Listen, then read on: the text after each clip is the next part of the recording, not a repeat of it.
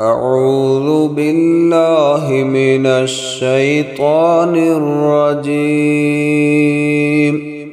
بسم الله الرحمن الرحيم.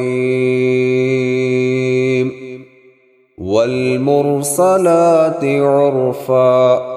فالعاصفات عصفا والناشرات نشرا فالفارقات فرقا فالملقيات ذكرا عذرا أو نذرا إنما توعدون لواقع فإذا النجوم طمست وإذا السماء فرجت وإذا الجبال نصفت وإذا الرسل أقتت لأي يوم أجلت ليوم الفصل وما أدراك ما يوم الفصل ويل يومئذ للمكذبين ألم نهلك الأولين ثم نتبعهم الآخرين كذلك نفعل بالمجرمين ويل يومئذ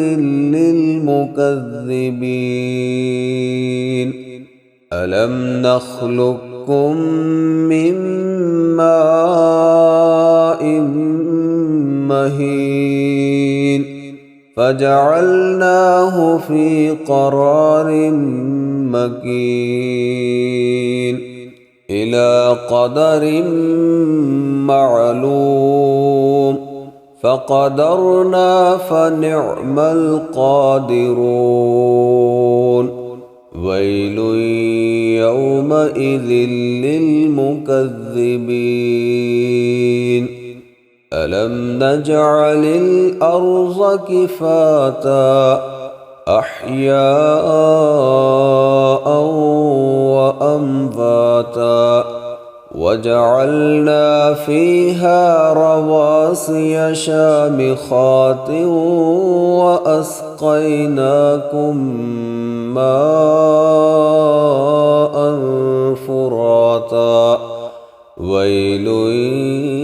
يومئذ للمكذبين انطلقوا إلى ما كنتم به تكذبون انطلقوا إلى ظل ذي ثلاث شعب لا ظليل ولا يغني من اللهب إنها ترمي بشرر كالقصر كأنه جمالة صفر ويل يومئذ للمكذبين هذا يوم لا ينطقون ولا يؤذن لهم فيعتذرون ويل يومئذ للمكذبين هذا يوم الفصل جمعناكم والأولين فإن كان لكم كيد فكيدون ويل يومئذ للمكذبين إن المتقين في ظلال وعيون وفواكه مما يشتهون كلوا واشربوا هنيئا بما كنتم تعملون إنا كذلك نجزي المحسنين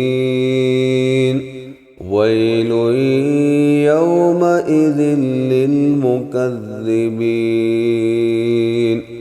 كلوا وتمتعوا قليلا إنكم مجرمون ويل يومئذ للمكذبين